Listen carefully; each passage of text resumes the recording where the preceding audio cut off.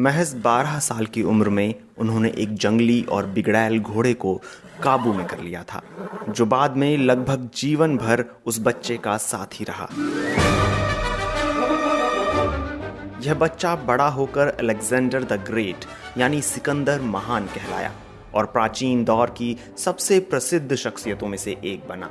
Macedonia के रहने वाले सिकंदर का जन्म 356 ईसा पूर्व में हुआ था। मैसिडोनिया उत्तरी यूनान से बाल्कन तक फैला हुआ इलाका था। उनके पिता की उनके ही सुरक्षा गार्ड ने हत्या कर दी थी, जिसके बाद एक नए राजा के बनने का संघर्ष शुरू हुआ। इस संघर्ष में उन्होंने अपने सभी विरोधियों का सफाया कर दिया और 20 साल की उम्र में राजा बन गए। इसके बाद सिकंदर ने 12 वर्षों तक शासन किया। उन्होंने अपने सैनिकों के साथ 12,000 मील की विजय यात्रा की। अपनी बुलंदी के दौर में सिकंदर का साम्राज्य पश्चिम में यूनान से लेकर पूर्व में आज के पाकिस्तान, अफगानिस्तान, ईरान, इराक और मिस्र तक फैला हुआ था। सिकंदर से पहले मैसिडोनिया केवल एक भौगोलिक क्षेत्र का नाम था। सिकंदर की मां ओलंपियास फिलिप द्वितीय की तीसरी या चौथी पत्नी थी और महत्वपूर्ण इसलिए थी क्योंकि उन्होंने परिवार में पहले लड़के को जन्म दिया था, यानी सिकंदर के रूप में उन्होंने राज्य को उत्तराधिकारी दिया था। ब्रिटेन की रीडिंग यूनिवर्सिटी में क्लासिक्स की लेक्चरर रैचल मायर्स का कहना है कि सिकंदर को उस समय की सबसे अच्छी शिक्षा दी गई थी। जब वह 13 साल के थे तो उनके शिक्षकों में अरस्तु जैसे महान दार्शनिक शामिल थे। सिकंदर पर जीवन भर अरस्तु के शिष्य होने का प्रभाव रहा। सिकंदर के सत्ता में आने के बारे में बताते हुए बर्मिंघम यूनिवर्सिटी में क्लासिक्स की प्रोफेसर डायना स्पेंसर कहती हैं, जैसा कि हम जानते हैं कि सिकंदर के पिता फिलिप द्वितीय की कई पत्नियां थीं, जिनमें से एक क्लियोपैट्रा नाम की महिला भी थी, जिन्होंने सिकंदर और उनकी मां के लिए मुश्किलें पैदा कर दी थी। मां और बेटे दोनों को ये लगने लगा था कि वे पूरी तरह से मैसिडोनिया का खून नहीं हैं। ये सच्चाई उनकी गरिमा को भी ठेस पहुंचा रही थी और राजनीतिक रूप से भी नुकसानदेह थी। सिंहासन तक पहुंचने की लड़ाई में सिकंदर की ये कमजोरियां थीं। यह एक राजनीतिक सच्चाई थी कि पूरी तरह से मैसिडोनिया से ताल्लुक रखने वाले एक नए पुरुष उत्तराधिकारी के सामने आते ही सिकंदर के लिए नई मुश्किलें पैदा हो सकती थीं। डायना स्पेंसर का कहना है कि सिकंदर की सौतेली बहन यानी क्लियोपैट्रा की बेटी की शादी में एक सुरक्षा गार्ड ने राजा फिलिप द्वितीय की हत्या कर दी थी।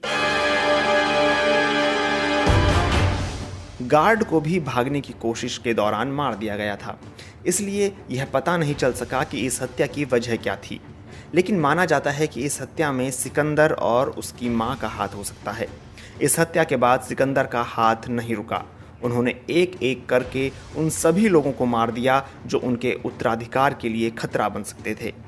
आखिरकार सिकंदर सिंहासन पर बैठे और अब उनकी नज़र फारस साम्राज्य पर थी। फारस साम्राज्य ने 200 से अधिक सालों तक भूमध्य सागर से जुड़े इलाकों पर शासन किया। यह साम्राज्य इतिहास के वास्तविक सुपर पावर में से एक था। फारस साम्राज्य की सीमा भारत से लेकर मिस्र और उत्तरी यूनान की सीमा तक फैली हुई थी, लेकिन इस महान साम्राज्य का खात्मा सिकंदर के हाथों हुआ। इतिहासकार लिखते हैं कि सिकंदर की विजय का श्रेय उनके पिता को भी जाता है, जिन्होंने अपने पीछे एक बेहतरीन फौज छोड़ी थी, जिसका नेतृत्व बहुत अनुभवी और वफादार सेनापतियों के हाथ में था। हालांकि एक चालाक और कुशल दुश्मन को उसके इलाके में जाकर हराना खुद सिकंदर की एक नेता के रूप में बुद्धिमत्ता और युद्ध रणनीति में महारत का कमाल था। मैसिडोनिया के लोग हमेशा से एक सैन्य ताकत नहीं थे। यूनान में एथेंस, स्पार्टा और थेब्स राज्य ऐतिहासिक रूप से शक्ति के स्रोत रहे हैं। इन राज्यों के नेता मैसिडोनिया के लोगों को जंगली या बारबेरियन कहते थे। सिकंदर ने एक प्रोपेगेंडा शुरू किया जिसमें कहा गया कि मैसिडोनिया के लोग पूरे यूनान की तरफ से फारस पर हमला कर रहे हैं। हालांकि एक सदी पहले फारस साम्राज्य और यूनान के बीच होने वाली जंग में मैसिडोनिया शामिल ही नहीं था।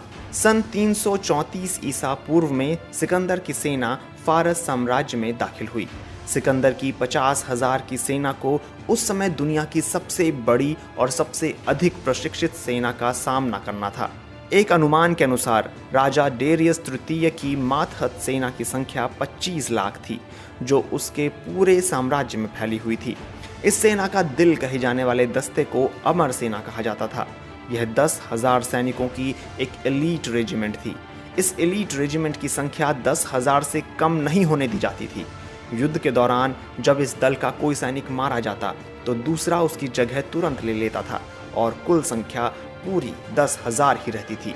लेकिन इस जबरदस्त सैन्य शक्ति के बावजूद सिकंदर की बहुत ही प्रभावी और बुद्धिमान रणनीति की वजह से फारस साम्राज्य हार गया।